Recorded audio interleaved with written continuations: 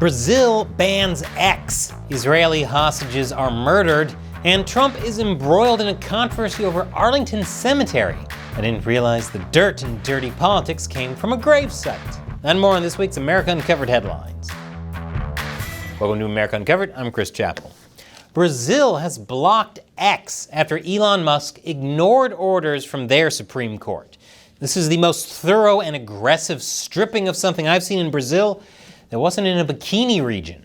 The block is the most recent move in an ongoing battle between Musk and one of Brazil's Supreme Federal Court justices, Alexander de Moraes, who should definitely play Lex Luthor in the Brazilian version of Superman. Moraes, given broad powers by the Brazilian Supreme Court to fight online threats to democracy in Brazil, ordered X to block certain accounts that he said were spreading disinformation and hate speech, which, as an American, doesn't sound familiar in any way whatsoever. He especially wanted to crack down on accounts that bolstered former Brazilian President Jair Bolsonaro.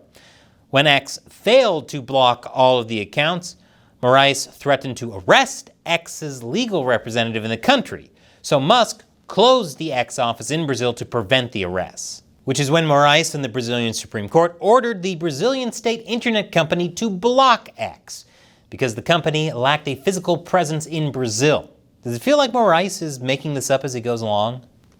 Moraes has also threatened a fine of $8,900 per day to anyone caught using a VPN to get around the Brazilian X ban.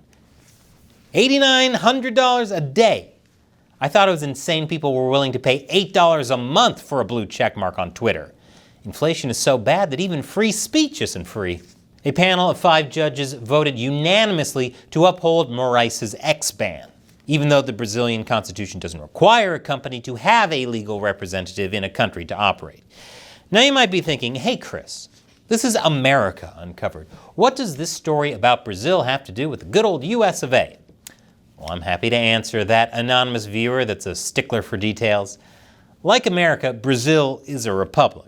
But Brazil has had several issues with corruption. Boy, as an American, I'm sure glad I don't know what it feels like living in a so-called republic that is actually an oligarchy controlled by corporations and an unelected bureaucracy. That would be a bummer. So while Brazil and the US are different, there are many similarities. So this is a reminder not to take free speech for granted. Now, what's strange about this is that while Musk did the right thing in Brazil, he did previously censor content when asked to in Turkey. His explanation? We can't go beyond the laws of a country, so I'm not sure what the difference is between what happened in Brazil and Turkey. But there's plenty of hypocrisy going around.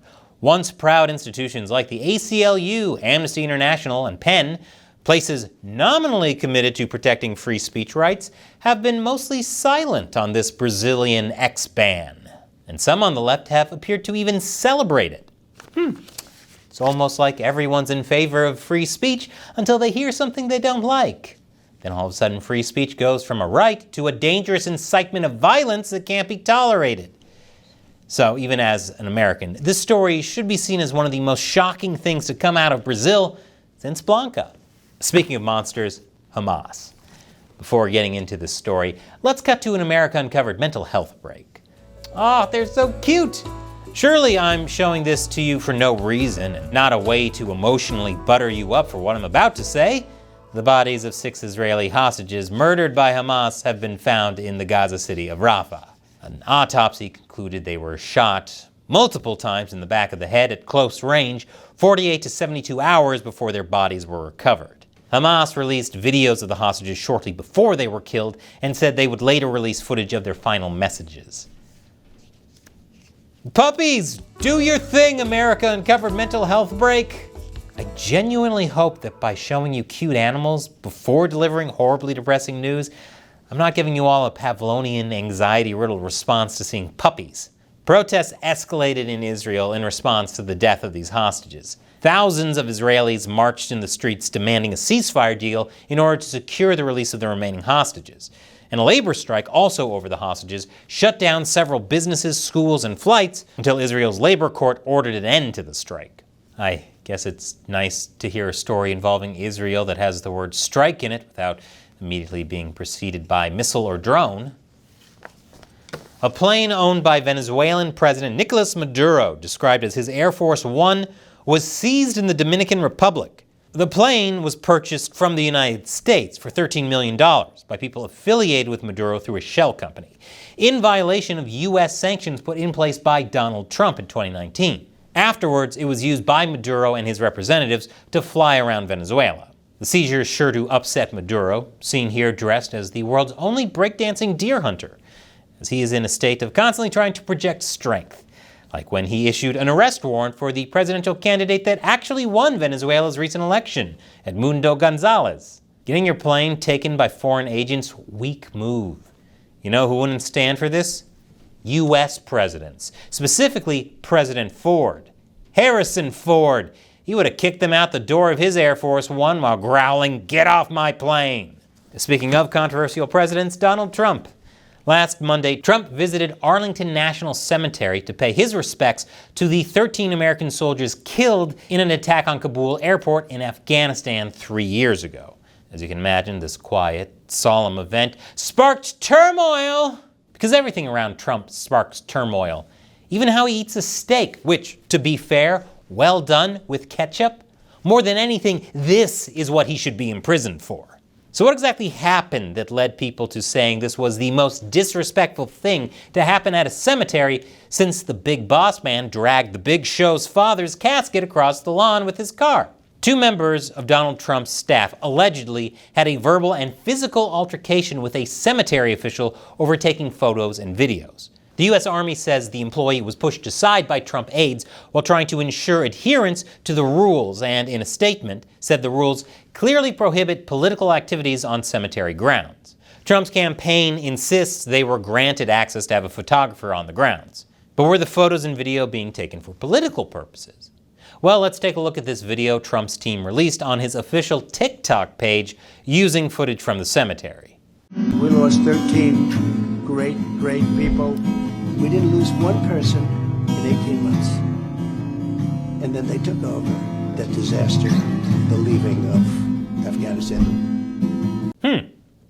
Well, it's not political. The question, though, is did Trump attend this ceremony purely as a political stunt? Was he aware of what his staff were doing? Or was he actually showing respect and that's just how he talks? My shoes are untied. This is Biden and Kamala's America. The incident was reported to the police, but employees declined to press charges, fearing retaliation from Trump supporters. The Army considers this a closed matter, but in a statement, an Army spokesperson writes, "This incident was unfortunate, and it is also unfortunate that the ANC employee and her professionalism has been unfairly attacked. ANC is a national shrine to the honored dead of the armed forces, and its dedicated staff will continue to ensure public ceremonies are conducted with the dignity and respect the nation's fallen deserve." So, the Army says this was unfortunate, but considers it over. So surely it's over, right? If you think that, oh, sweet summer child, you must be new to how American politics work. The partisan response was predictable, with many on the left saying this incident was even more offensive than we first thought. Though I don't know if anything will ever be more offensive to me than having your steak well done with ketchup. Lock him up! Lock him up! But many on the right are defending Trump, saying at least he showed respect to the 13 fallen, while Biden was at the beach, looking like he just misplaced his female body inspector's shirt. Although it is worth noting that Biden did release a statement on the anniversary of this attack, mourning the loss of the service members. And the White House claims that while Trump was invited to the ceremony by the Gold Star family members of the fallen soldiers, Biden and Harris weren't invited for the ceremony. This is disputed, however. What's not disputed is that Kamala Harris took this as an opportunity to attack her presidential rival, saying Trump disrespected sacred ground for a political stunt. Yeah, she's criticizing him for making everything about politics. Well, making this about politics. Some of the Gold Star family members took offense to this and criticized Harris, even going so far as to say, "Your administration killed my son." We're not at Dover for the dignified transfer. And no time have you reached out to me to offer your condolences, to offer thank you for Kareem's sacrifice and service. We invited him to be there. These are the only memories we get to make with our son, and it is you who is playing politics and trying to detract from our memories made that day.